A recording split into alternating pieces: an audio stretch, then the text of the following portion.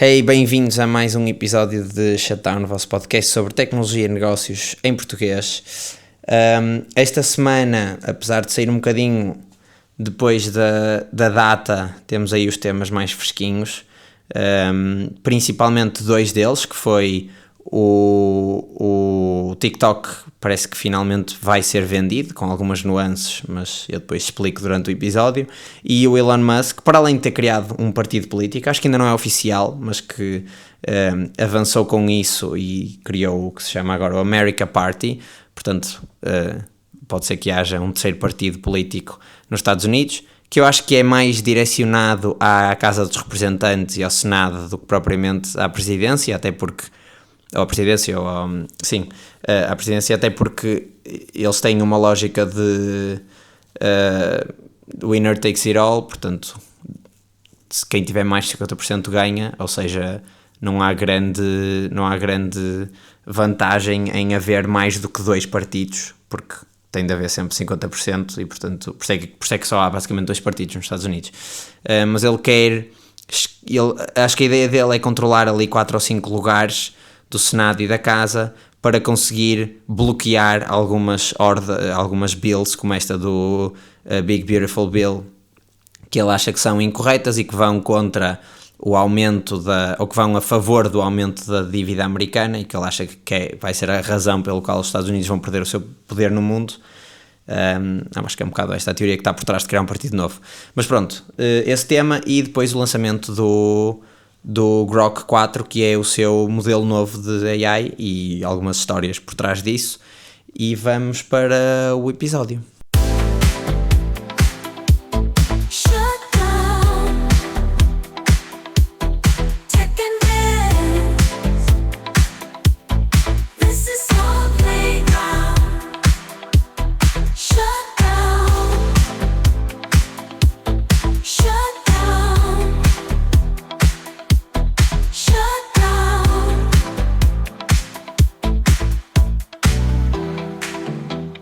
Um update sobre aquele tema de recrutamento para a Super Intelligence Team da Meta,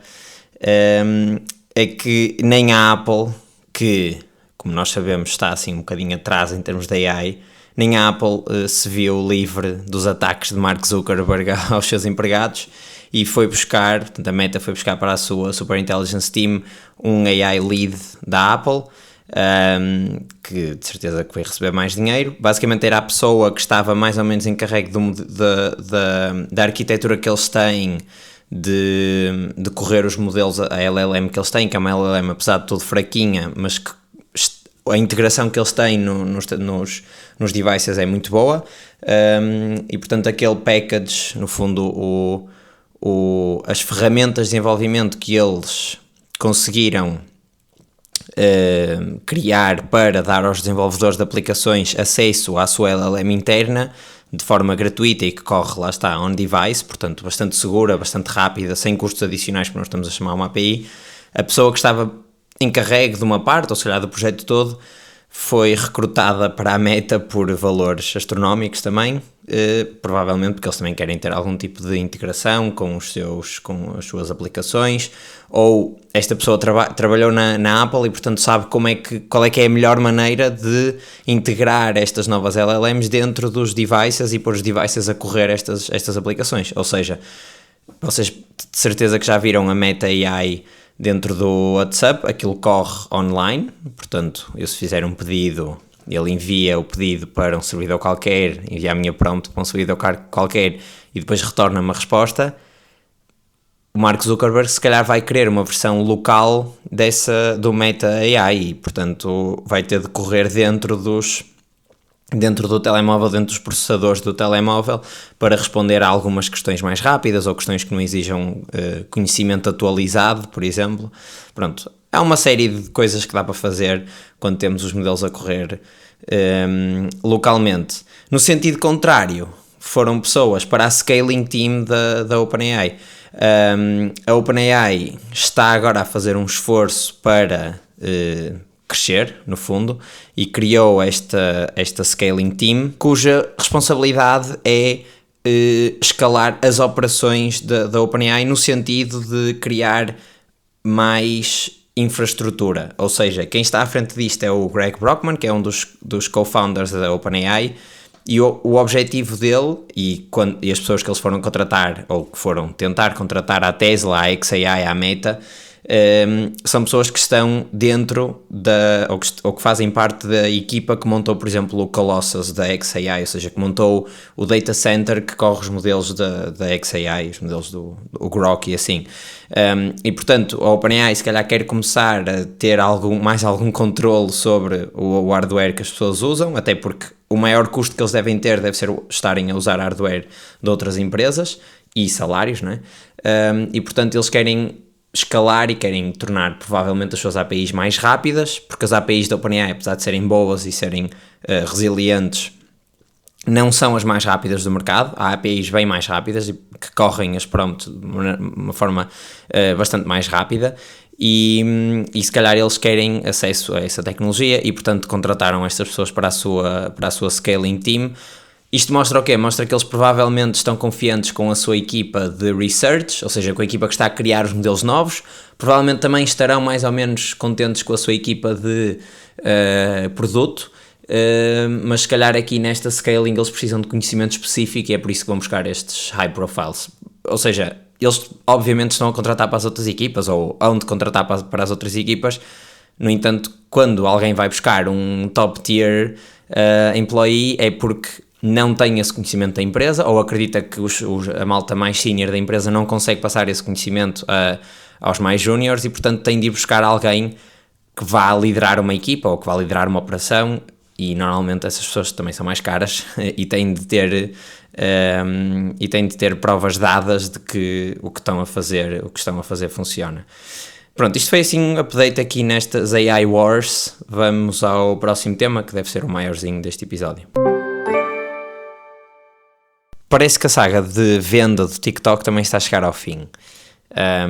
Esta semana o TikTok apresentou o que será, ou pelo menos o que está nos planos de ser uma aplicação US-based para poder continuar a operar nos Estados Unidos. Então o que é que aconteceu? O ano passado foi passada uma lei com suporte dos dois partidos, portanto uma coisa que foi bastante popular nos Estados Unidos, e que dizia que o TikTok não podia operar nos Estados Unidos por ter o algoritmo na China. Portanto, o algoritmo do TikTok é controlado na China, da aplicação, pela ByteDance, que é a empresa-mãe que tem a aplicação TikTok, e os americanos não estavam muito contentes porque, sendo o algoritmo controlado na China, eles podem, no fundo, controlar aquilo que os americanos veem. E o TikTok tem uma prevalência muito grande nos Estados Unidos, tem 170 milhões de utilizadores, e eles são 330, portanto tem praticamente metade da população, o que é bastante. E então foi passada uma lei que obrigava ou à venda do TikTok a uma empresa americana para essas coisas estarem do lado americano, ou seja, a premissa era que o governo chinês, como tem poder sobre as empresas,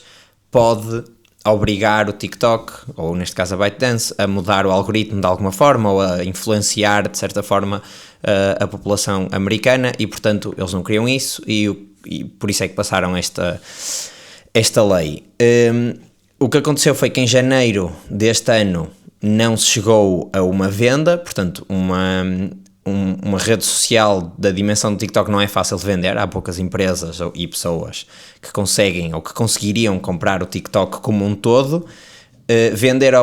operação americana só também não era uma coisa que os chineses quisessem, porque perdiam a única influência que têm, ou seja, os americanos têm muita soft influence no mundo todo, pela cultura, pelas próprias redes sociais, das plataformas, e a China não, e portanto o TikTok é assim a única arma que eles têm, entre aspas, de soft control, e a China não estava muito contente com vender a operação americana e portanto também não permitiu que isso acontecesse. Em janeiro o TikTok foi mesmo banido, teve banido durante 1 ou 2 dias, o Trump depois veio salvar e adiou o ban e disse, olha, tem mais X tempo para tratar disso. Começa a chegar ao final deste tempo, não há na mesma um comprador para a empresa toda, também porque os chineses não querem vender e ninguém tem capacidade para comprar, ou pouca gente tem capacidade para comprar. E então o TikTok acabou por ceder um bocadinho e o que vai fazer é uma aplicação que neste momento se chama M2, mas que deve ser um nome de código e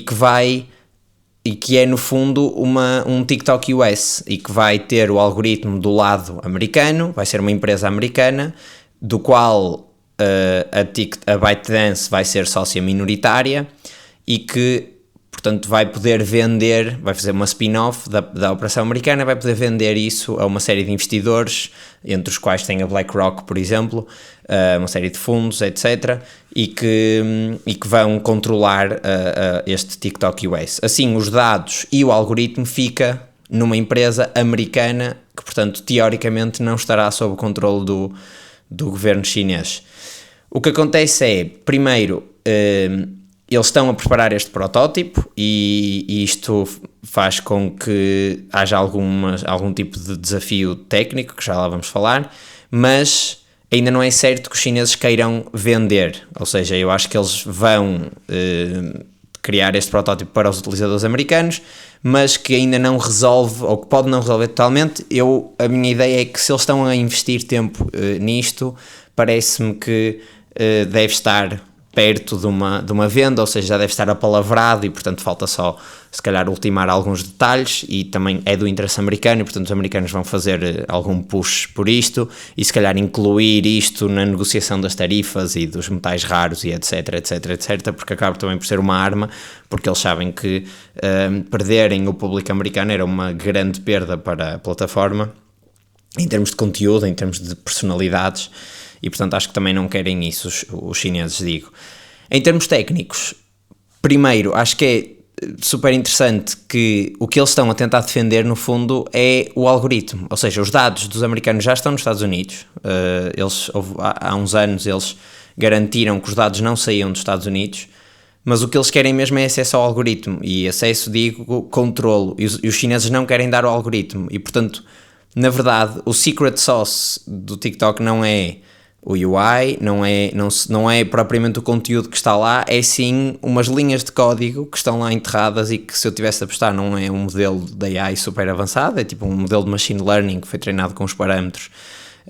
ou seja, não é, quando eu digo super avançado, aquilo claramente é super avançado, mas não é uma LLM que está ali a ver todo o conteúdo e a recomendar pessoa a pessoa, ou seja, é uma coisa muito mais matemática e estatística do que propriamente estas AI black boxes e que vale bilhões de dólares no fundo. Portanto, o algoritmo é a galinha dos ovos de ouro que eles querem proteger, e são literalmente umas linhas de código e uns fecheiros com provavelmente uns pesos, uns parâmetros para uns modelos de machine learning. Eu acho isto fascinante. E portanto eles querem proteger isto. Em termos de complexidades técnicas, o algoritmo vai ser diferente do que nós vamos ver, nós europeus e chineses e o resto do mundo, porque esse algoritmo continua a estar do lado chinês e o algoritmo americano vai ser diferente, ou melhor, a primeira cópia provavelmente será igual, mas a partir daí as empresas vão ter pouca interação, ou seja, a TikTok US e a, vamos dizer, TikTok Rest of the World, teoricamente não podem ter muita interação, ou seja, pode haver alguma passagem de conhecimento em termos de haver freelancers e projetos que são partilhados, mas os empregados e os engenheiros que trabalham na aplicação serão ou do TikTok US ou do TikTok o resto. Portanto, não é como se a outra empresa criasse uma aplicação e que depois gerisse individualmente. Não, são mesmo duas empresas separadas cuja plataforma comunica em alguns pontos. Ou seja, o que é que isto significa? Isto significa que nós, como europeus, vamos provavelmente, e aqui eu não consegui arranjar confirmações da investigação que fiz, mas acho que é o mais plausível, nós vamos provavelmente continuar a ver conteúdo gerado por contas americanas, que é curado por um algoritmo que está alojado na China, algures,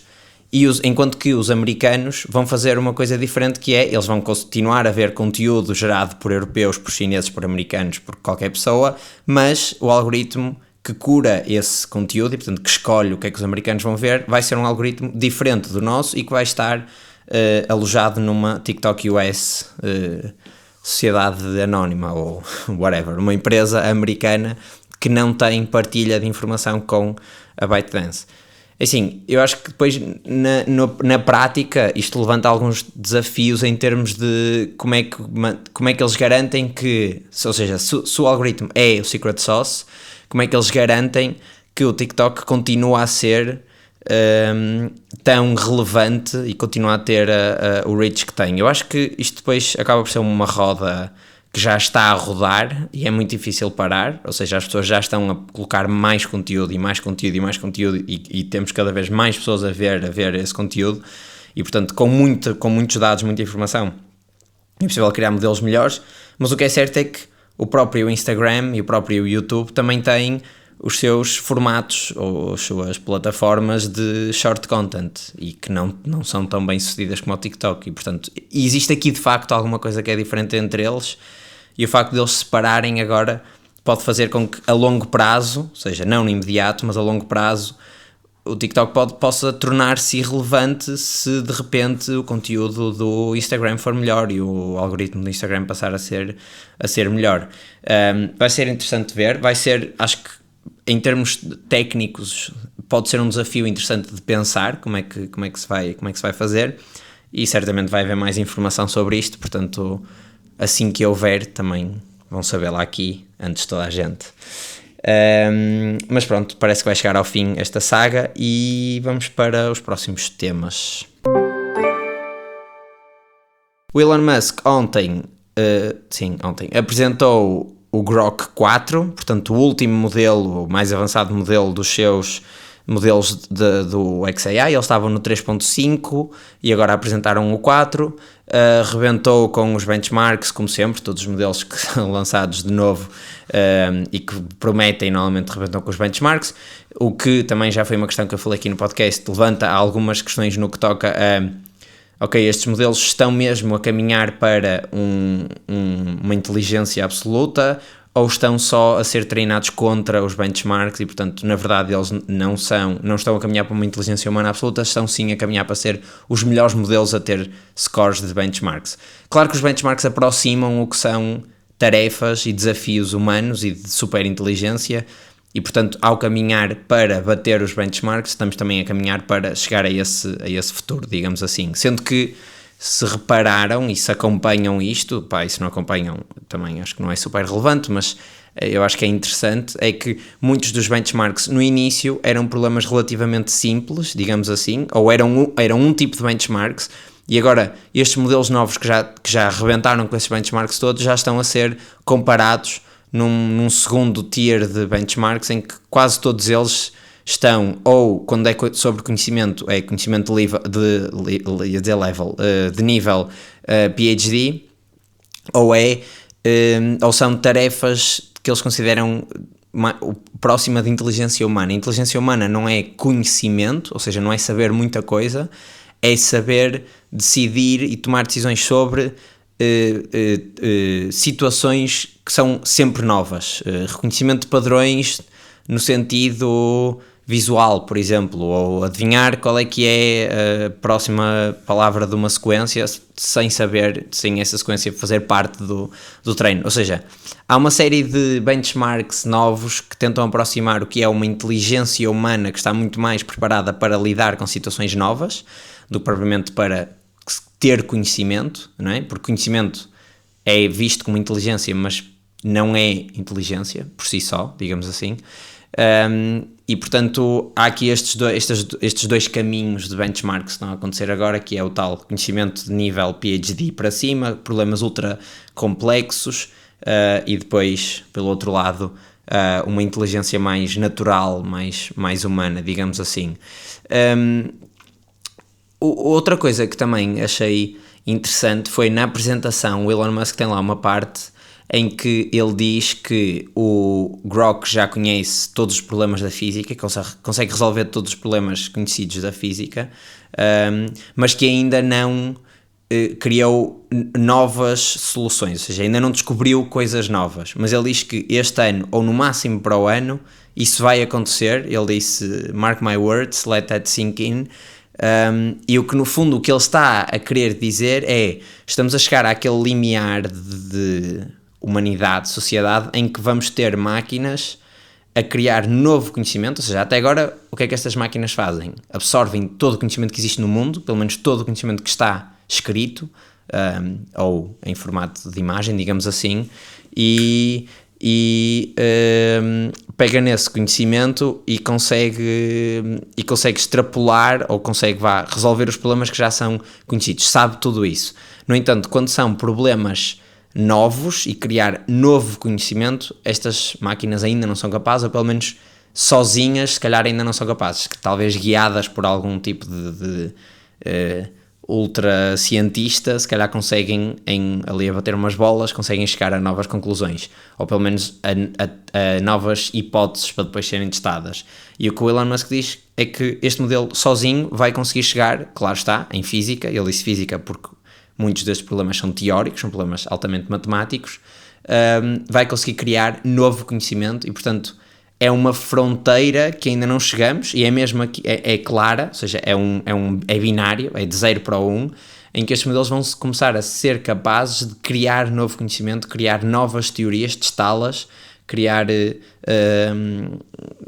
pronto, é isso, é criar novo conhecimento que depois nos pode levar a saber mais sobre o universo e a resolver problemas que para nós ainda não são possíveis de resolver. Portanto, mesmo que seja mentira, que provavelmente é mentira, ou melhor, provavelmente é mentira, mas acho que não será assim tão simples e não é só dizer que sim, a menos que ele tenha alguma indicação muito forte. O Elon Musk é muito bom a vender bloatware, ou seja, coisas que não existem na verdade, a fazer promessas vazias, ou pelo menos a falhar muito nos prazos das promessas que faz, mesmo que não seja verdade para o ano,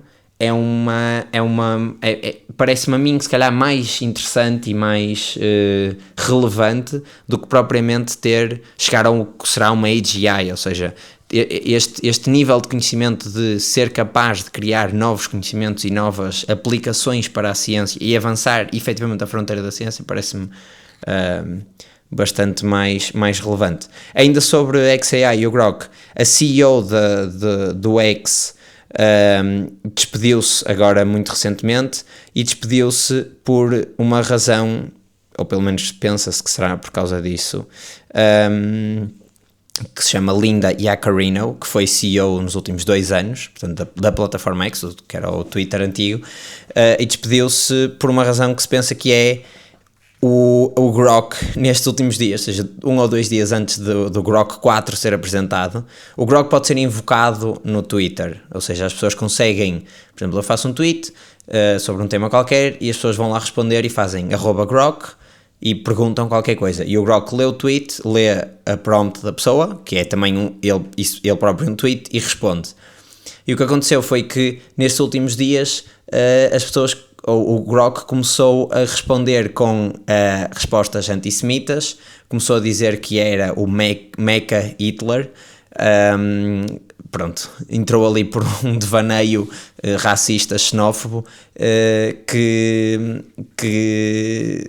pronto, que acho que não deixou muitas pessoas desagradadas. Houve até chefes de Estado que mandaram, ou seja, que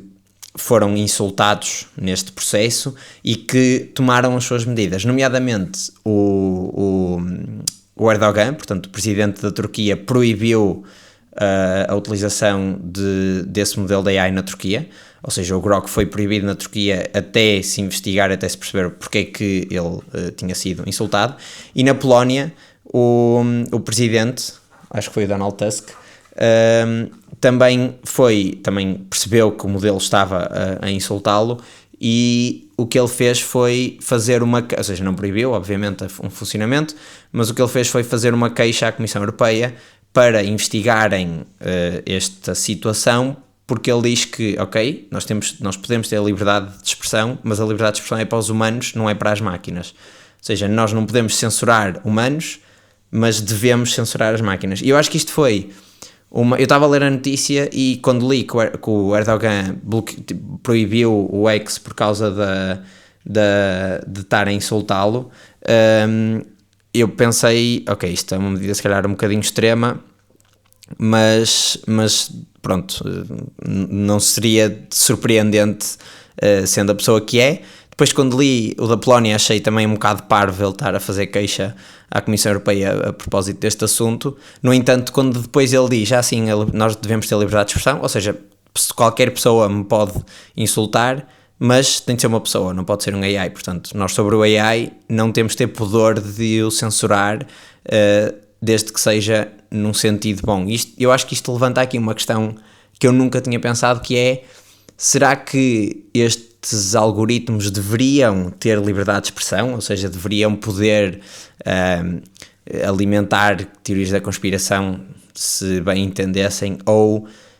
e neste caso até uma coisa bastante mais simples, ou seja, imaginemos discurso de ódio contra presidentes, será que eles deviam ter essa liberdade, ou nós, como estamos a controlá-los, devíamos censurá-los? Só que depois também há a questão de ok, então vamos censurar e vamos proibir certos comportamentos, certos temas, mas quem está a definir isso são as empresas privadas que controlam os modelos e que têm acesso ao código base. Será que depois os países vão conseguir controlar isso? Será que os países deveriam controlar ou deveriam ter acesso ao código base, mas depois então as empresas perdem a mais-valia que têm de ser privado e dos modelos serem privados e etc.? Portanto, acho que isto vai levantar aqui uma nova onda de questões, de como é que nós tivemos as plataformas, as redes sociais, que os governos e federações, entre aspas, tentaram de certa forma controlar com os Digital Acts e etc, o que é que podem fazer, o que é que não podem fazer, o discurso de ódio vale ou não. O Elon Musk uma altura disse também que tudo que é ilegal num país é ilegal no Twitter também, mas são os países que definem. Depois, claro que ele não seguiu isto à regra, mas foi quando foi banido do Brasil, ou seja, ele diz que desde que seja na lei eu respeito, pronto. E portanto, sendo isto não uma entidade humana, sendo isto uma plataforma digital, se calhar devíamos aplicar a mesma lógica, ou seja, se está na lei é lei, se não está na lei é livre, não é? E está na lei, eu não sei, por acaso eu não tenho ideia se posso insultar o Presidente da República no Twitter ou assim, ou seja, se isso é crime, quer dizer, poder posso, acho que ninguém vai dizer nada, mas se isso é crime ou se é passível de ser crime. Claro que depois é exacerbado quando é uma pessoa versus um modelo que é omnipresente nas plataformas, onde estão várias pessoas, ou seja, isto levanta aqui uma série de questões para as quais eu não tenho resposta, obviamente, mas que não me parece que tenham respostas óbvias, não é? Ou seja, eu acho que sim, que estes modelos devem ter algum tipo de barreiras em termos de temas, mas não sei quem é que põe estas barreiras, e no fundo quais é que são estas barreiras. Portanto, acho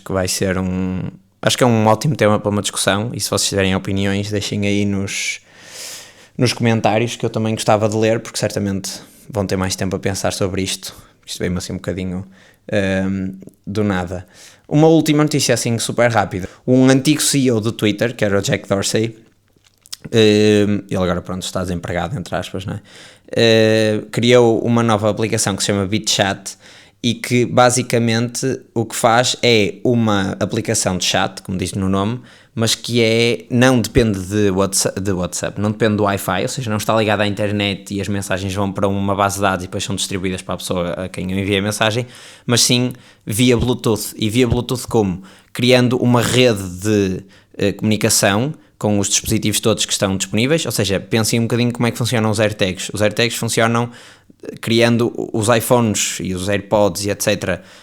que andam no mundo, criam uma rede que comunica, que fala entre eles, e quando um AirTag identifica essa rede, atualiza a localização nessa rede, e que depois a pessoa que é dona do AirTag consegue comunicar. Ou seja, o AirTag não tem GPS, não está a comunicar com GPS sempre. Aquilo que faz é liga-se aos vários dispositivos Apple, que existem muitos no mundo, e portanto consegue ser localizado dessa forma, ou consegue atualizar a sua localização dessa forma, até a pessoa que o controla estar num range suficientemente próximo para ele conseguir comunicar com ele diretamente. É um bocado esta lógica, ou seja, eu não tenho internet, mas se tiver o Bluetooth ligado e alguém que esteja ao meu lado também tenha o Bluetooth ligado, que depois esteja ligado uma rede de Bluetooths por aí pelo mundo e eu vou conseguir enviar as mensagens sem estar dependente de uma base de dados central ligada à internet e, portanto, acabo por contornar isso. Pode ser ou seja, eu acho que isto nunca vai ser, ou melhor, pode não ser massivo em termos de tamanho, porque as soluções que existem agora funcionam muito bem, mas pode ser uma solução para o WhatsApp, por exemplo, integrar quando as pessoas não têm acesso à internet e não querem ficar desconectadas, ou quando vão para outro país e não têm roaming ou etc. Pronto, achei interessante, é assim uma pequena inovação, chama-se BitChat, podem procurar e devem conseguir fazer download, provavelmente não vão conseguir comunicar com ninguém, porque aquilo acho que já encheu, e mesmo não enchendo, as pessoas têm de estar na plataforma, não é? Mas se forem tech-savvy e muito curiosos, podem ler um bocadinho mais sobre como é que aquilo funciona. E é isto por esta semana.